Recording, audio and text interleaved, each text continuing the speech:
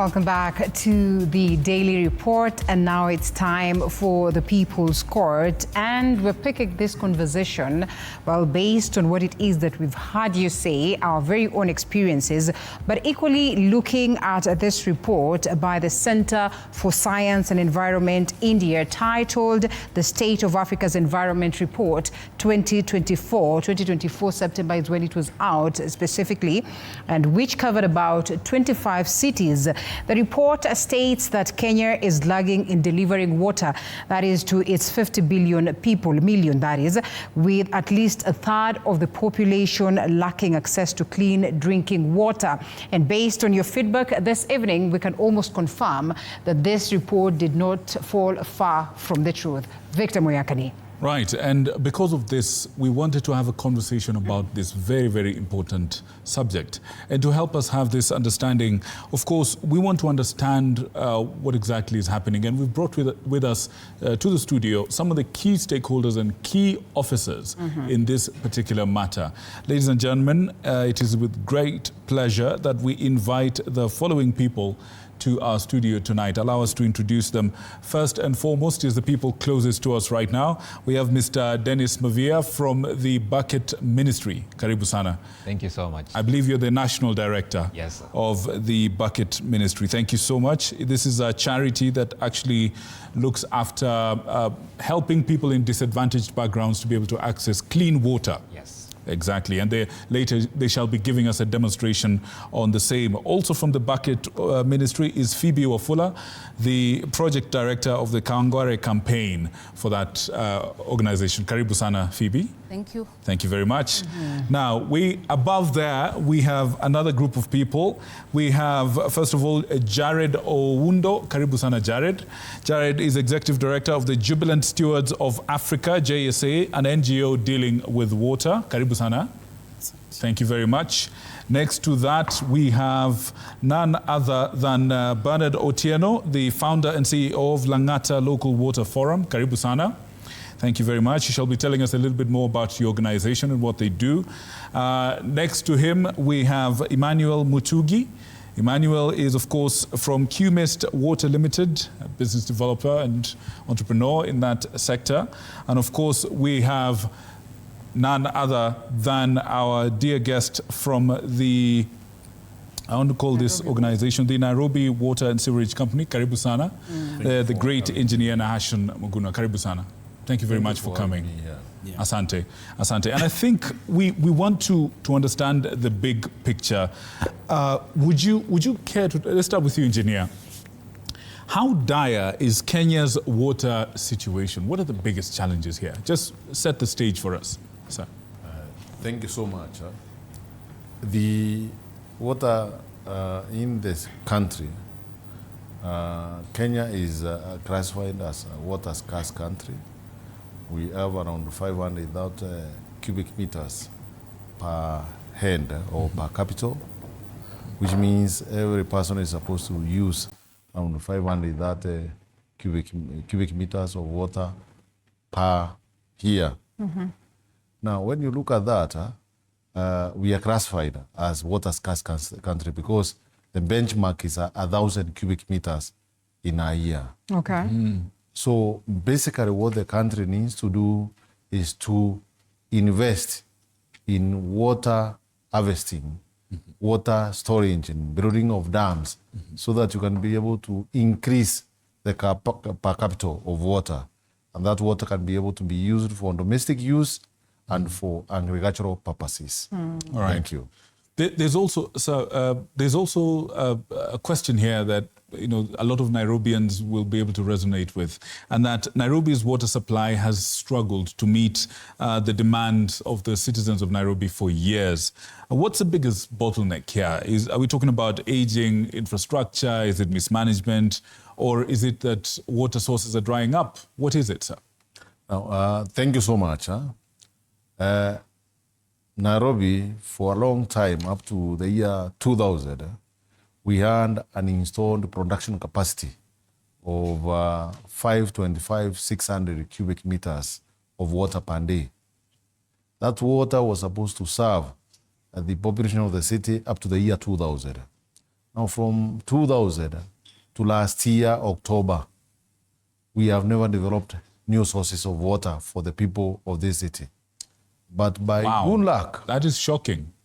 But by good luck, the Kenya Kwanza government, led by His Excellency the President, William Ruto, and the governor of Nairobi, Johnson Sakanja, they were able to unlock a project which had taken over 10 years to do, the Northern Collector Phase 1, which was supposed to give us 40,000 cubic meters of water, and the Kalimeno Dam, which was supposed to be giving us 23,000 cubic meters of water per day to the city. These two projects were completed last year, October. And arising from that, we were able to earn around 160,000 cubic meters of water to the city. And today we are able to produce 670,000 cubic meters of water, but against a demand of 900,000 cubic meters. So still we have a deficit of 230 thereabout 1,000 cubic meters of water to the city. But at least we are able to cover comfortably around 75% of the demand of water to the people of Nairobi. Quickly, before we get to the other gentlemen, am I hearing you acknowledge that perhaps this water problem today would then be a problem of the leadership? Because when you mentioned that luckily under the current regime, this is what we have done in terms of, development, and, we have had other previous governments, and we're also looking at perhaps getting it to better levels. Would you say that then the problem that bedevils us today is a problem of the leadership? And do you guarantee the people of Kenya that whatever it is that you have done during this reign, then there's a possibility that the same will be done so that we even make it better? Now, thank you so much. I've not said about leadership problems. The problem was actually acquisition of waves. Okay. That's why that 6 kilometers of the pipeline could not be completed on time. The treatment works was completed 2018, but you have the treatment works in Murang'a, but there is no pipe to bring the water which you have treated to the city. Now, when the current government came into power, it was able to unlock, to acquire the wave very fast, and the construction was completed rapidly. All right. Yes. Okay. Right. And just before we shift, there's a question, and I want you to answer that as we bring in our gentleman from the organization in Lang'ata. If you have water for just about maybe 75%, as you put it, how do you share it so that everyone gets something? What are some of the mechanisms that you use to make sure that access to water, which is scarce, is equal to all, or rather for all citizens of Nairobi? Again, thank you so much. Nairobi City Water and Sewerage Company, which is a subsidiary of the county government of Nairobi, we have developed a water rationing program, or what we normally call equitable distribution of water, where we have divided the city into 4 corridors. And every 2 to 3 days, a corridor is pressurized to the extent that everybody who is in that corridor can be able to receive water. Having said that, there are also areas within other corridors which do not have good pressures, where we take water for emergency purposes, like areas which we have hospitals. They receive water 24/7. Also the universities, CBD, I'm sure you don't see water tankers in CBD. We have water 24/7. We have the military installations, which are critical installations for the country. They get water 24/7. And then the estates, we give them water twice or thrice in a week. And then people are encouraged to store the water they receive to use until they receive the water the following or subsequent week. But even as we say that, and it's good that you've mentioned it, many of us who live in the city of Nairobi and its environs have seen these tankers of, the blue trucks carrying water into the estates, and it's a very common occurrence. And a few years ago, actually, and even a few months ago, there was a report that came out that some of these guys are actually getting water from the city. from the pipelines and stealing from the city to sell to the wananchi. Talk to us about the challenge of the rogue water suppliers. Now, thank you so much. Generally, when there is a scarcity of any commodity, you expect evolution of cartels. Now, you only fight cartels through provision of the commodity, which they are smuggling. Now, with the increase of water supply in the city, I can assure you tankers have reduced in the city. And you will bear witness where you live, many of you are receiving water now, particularly the month of January, the month of February. Many of us who are experiencing water supply issues, they are receiving the water. With the cartels, we have been fighting them with the assistance of the national government. Actually, the national government set up a police unit to assist us to dismantle illegal connections, particularly in the eastern part of the city, where we were having people siphoning water from the companies' pipelines and then becoming very unruly when you go to disconnect. So the government has been assisting us with the police enforcement to remove those illegal connections so that water becomes revenue to the company, then we can be able to improve the services. What they steal meets a demand somewhere else, which we were not meeting through our pipe. It's not water waste, but we don't get money out of it. That's the problem. Okay.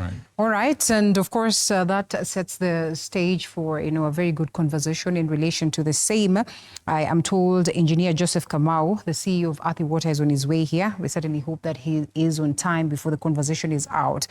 But Bernard, we come to you. You're the founder and CEO Langata Water Forum. Just what triggered the need to set up this, forum? Is it because of the concerns that, the people of Langata have faced in relation to water? And when you listen to engineers speak, does it, speak any form of hope in terms of addressing the concerns? Or should we say that the Langata residents are at a better place right now? Okay. Okay.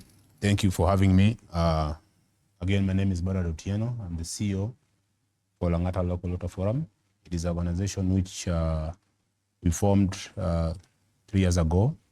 The reason was to come up with the solution of how to settle the issue of water. If I can perhaps reply to what the engineers just said. In Langata, we have a problem, and not only Langata, but I think the entire Nairobi, because you find that, like you were saying, my friend was saying, we have water cannon all over Langata, and you find that on perhaps per week, people are getting water twice a week. So sometimes, if you question why are we getting that water twice a week, and then the issue always comes out, or the problem, you guys are working with cartels. So we are wondering, who are these cartels? Okay. And we've been doing all our investigations to come perhaps to know the cartels. And from my finding, I came to realize that the cartels are across the board. The border, you find that from our end, yes, there are cartels, but from the other side, there are also cartels. Like these officers that are coming to help the community with water vendors. You find some of them, they even engage into this activity. So as organization, what we are trying to do as we speak right now, we are trying to advocate for at least for the resident to know their right, of which water is essential to everyone. And in our constitution, it is there. So as the government, rather the institution who are supposed to supply this water to this citizen, what are they doing? And what are the perhaps the challenges they are facing? Can they share these challenges to the citizens so that we can know?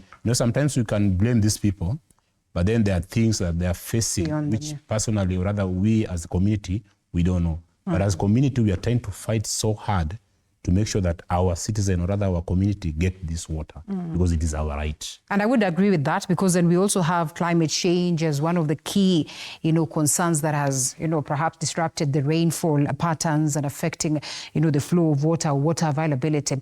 Quickly, do you suppose that this level of activism or creation of awareness or engagement is yielding any form of fruit in terms of addressing the concerns that maybe you say people used to get water 3 times a week or 2 times a week? At least it has gone to that level of 3 times a week? Okay, initially, sometimes people are like, they can go even a week without that water. But then when we started raising this awareness and perhaps starting to, shout and doing our activism, at least the people in charge, they start now to distribute the water at least twice a week. Yeah. But it is still not enough, because you find to some areas, they are providing this water. Then to the neighboring areas, people are not getting absolutely this water. Okay. So you're wondering what is not happening. Why are you favoring? Okay, like people from Langata, or rather Kibra part of it, they're like, it's like you're favoring this other side than the other side. Okay. So what is not happening? And who are these? Personally, I'm like, we are here talking about the cartels. Who are these cartels? Okay. And we've been trying to find out the cartels. Like I say earlier, we find that the cartels, you cut across the cartel from our side and then cartel from the other side. So as organization, actually I was talking to the engineer before we come on air, that at least we want him, if it is possible, he can just take a tour or rather visit to those areas. Maybe I can pinpoint where these people, or rather where the problem is, or rather are, so that at least we as Langata people, resident, can get that essential commodity. Yeah. Okay, Jared, you are in the NGO world and sometimes helping people or communities out there with water. We have talked about the city situation, but then again there is the rural versus the urban situation. In your missions, of course, to sinking boreholes or drilling boreholes across the different parts of the country, what would you say is our biggest challenge in terms of making sure that this essential commodity then is accorded to the people?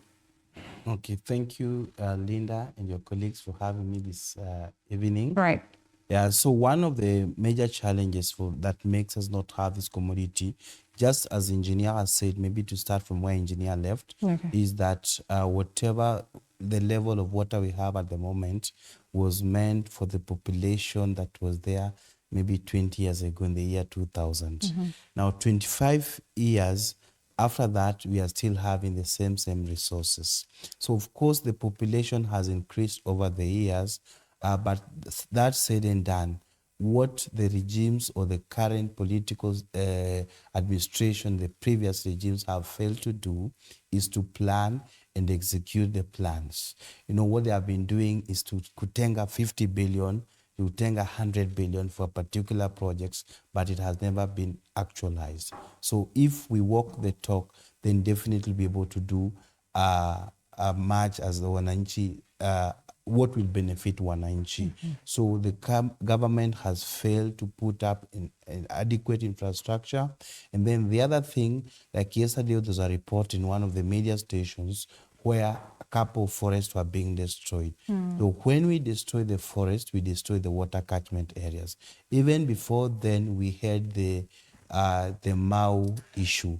That is one of the biggest water catchment areas in this country. So if we destroy the water catchment areas, basically we are destroying the water and reducing the amount of water we're receiving. The other day, I was in my upcountry, that is East to Kenya. Some of the rivers that used to be very, very big are now just small streams of water. So what has happened is that people have destroyed the forest around it. People have over-cultivated the land. People have burned charcoal, and therefore it has, and also they have also grown some kind of trees such as eucalyptus that have destroyed the water catchment areas. And those are some of the reasons why we are not able to have enough water. And then definitely the other industrial activities such as air pollution, industrial pollution has contributed the climate change that has caused us to have unpredictable weather patterns, and therefore people are not able to plan, and also we have been receiving reduced rainfall, and then also sometimes we receive a lot of rainfall, but we're not able to harvest because it comes at the time you're not expecting. Then our government has not been able to plan accordingly, not just the national government, even the county governments. And therefore I want to take this opportunity and advise or call upon the various county governments to plan for the people, you know, that they are elected by the people, for the people, and to be with the people. Okay.